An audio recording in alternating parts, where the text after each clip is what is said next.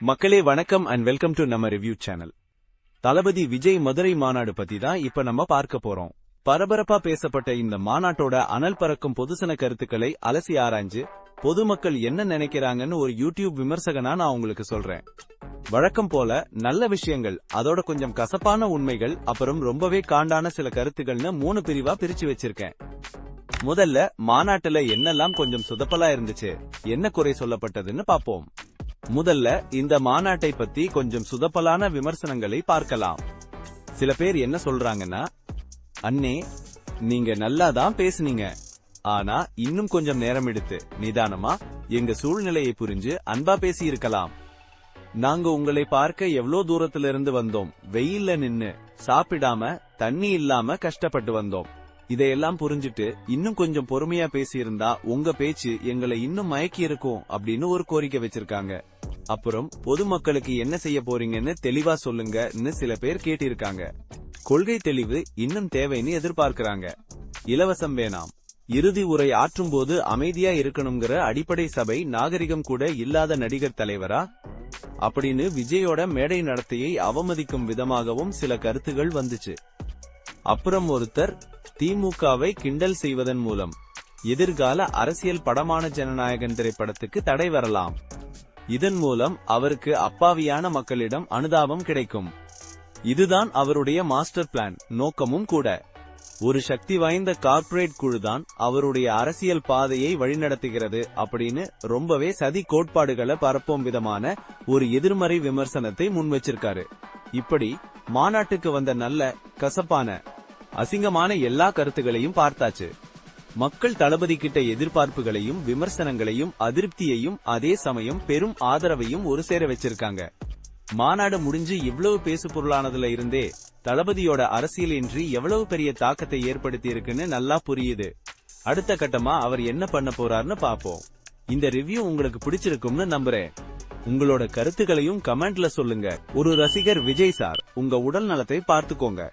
மக்கள் வேண்டுமென்றே உங்களை கோபப்படுத்தி கத்தி பேச வைக்கிறாங்க, அது உங்க உடல் நலத்துக்கு நல்லதில்லை.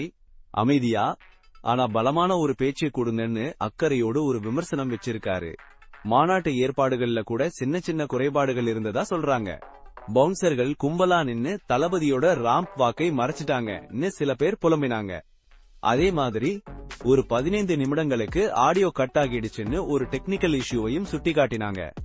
கவின் மரணத்தை வேடிக்கைதான் பாத்தீங்க அண்ணே அப்படின்னு ஒரு கடுமையான கேள்வியும் ஒருத்தர் கேட்டிருக்காரு. வெறும் சினிமா ஹீரோவா இருந்து நிஜ வாழ்க்கையில என்ன செய்யறாருன்னு பாக்கலாம்னு ஒருத்தர் கொஞ்சம் சந்தேகத்தோடவே தன்னோட கருத்தை பதிவு செஞ்சிருக்காரு. ஆண்களுக்கும் பாதுகாப்பு இல்ல, பள்ளிகள்ல போதைப் பொருட்கள் இருக்குன்னு சமுதாய பிரச்சனைகளை தளபதி பேசணும்னு சில பேர் விருப்பப்பட்டிருக்காங்க. சில பேர் மக்களோட சேதம் இன்னும் கேக்குதா அங்கிள் அப்படின்னு ஒரு ஆதங்கத்தை பதிவு செஞ்சிருக்காங்க. இதையெல்லாம் அடுத்த மாநாட்டுல தளபதி சரி பண்ணுவார்னு நம்புவோம். சரி, இப்ப இந்த மாநாட்டுக்கு வந்த நல்ல விமர்சனங்கள் என்னென்னு பார்க்கலாம். இதுதான் தளபதியோட ஃபயர் ஸ்பீச்.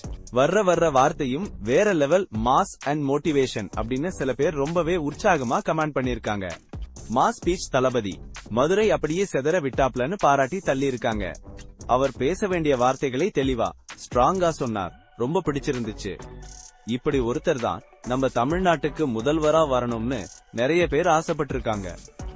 1 மணி நேரத்திலேயே 1 மில்லியன் பார்வைகளை தாண்டுச்சுன்னு மாநாட்டின் ரீச் பத்தியும் வியந்திருக்காங்க.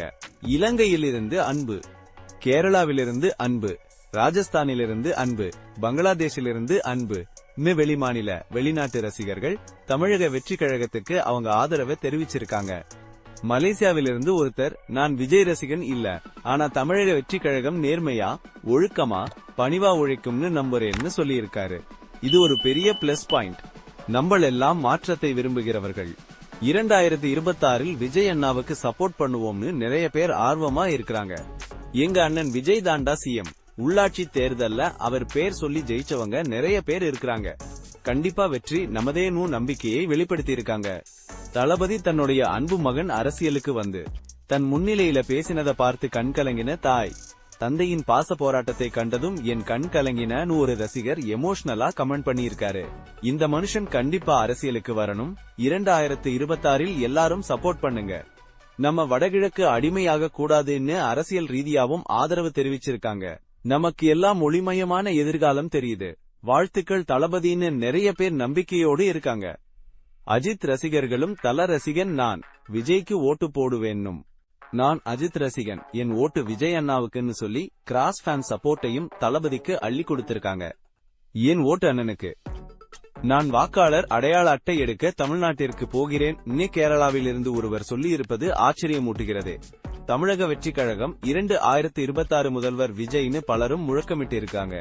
மொத்தத்துல தளபதியின் அரசியல் வருகைக்கு ஒரு பெரிய கூட்டம் உற்சாகமாக ஆதரவு தெரிவித்திருக்கிறது. இப்ப இந்த மாநாட்டுல வந்த ரொம்பவே மோசமான அசிங்கமான சில விமர்சனங்களையும் பார்க்கலாம். யாரெல்லாம் வரும் தேர்தலில் திமுகவுக்கு எதிராக ஓட்டு போடுவீங்க? இல்லன்னா திமுக காணாம போகணும்னு நினைக்கிறீங்க அப்படின்னு நேரடியா எதிர்க்கட்சிக்கு எதிரான வெறுப்பை விதைக்கும் கமெண்ட்கள் நிறையவே இருந்துச்சு. Stalin uncle trending. Stalin uncle அது ரொம்ப தப்பு அங்கிள் அப்படின்னு கிண்டல் பண்ற மாதிரியான கமெண்ட்களும் அதிகமா கண்ணில் பட்டுச்சு. ஒரு சிலர் தமிழ்நாட்டின் அப்பாவை மாமாவாக ஆக்கிய தருணம் அப்படின்னு அரசியல் நாகரிகம் இல்லாத வார்த்தைகளையும் பயன்படுத்தியிருக்காங்க. சில பேர் விஜய் கஷ்டம்னா என்னன்னு தெரியாது, தெருவுல நின்னு போராட தெரியாது, ஒருவேளை சாப்பாடுக்கு கஷ்டப்பட்டதில்லைன்னு அவர் பின்னணியை வச்சு தனிப்பட்ட தாக்குதல் நடத்தியிருக்காங்க. ஒருத்தர் நாம தமிழர்னு வெறும் ஒற்றை வார்த்தையில கமெண்ட் பண்ணி மாநாட்டு நோக்கத்தையே திசை திருப்ப பார்த்திருக்காரு. விஜயின் வருகை சீமானின் ஓட்டு எண்ணிக்கையை குறைக்கும்னு நினைக்கிறீங்களா அப்படின்னு இன்னொரு கட்சிக்கு எதிராக தூண்டிவிடும் வகையிலான கேள்விகளும் இருந்தது. லியோ 2 மட்டும் பண்ணுங்க அண்ணா அப்படின்னு மலேசியாவில் இருந்து வந்த ஒரு கமெண்ட் தளபதியை மீண்டும் சினிமாவுக்கே போகச் சொல்லும் விதமா அவருடைய அரசியல் முயற்சிக்கு எதிரானதா இருக்கு. நன்றி. உரை ஊர் என்ன சொல்லுது? சேனலை சப்ஸ்கிரைப் பண்ணுங்க. இந்த வீடியோ பிடிச்சிருந்தா லைக் பண்ணுங்க, ஷேர் பண்ணுங்க. அடுத்த வீடியோல பார்ப்போம்.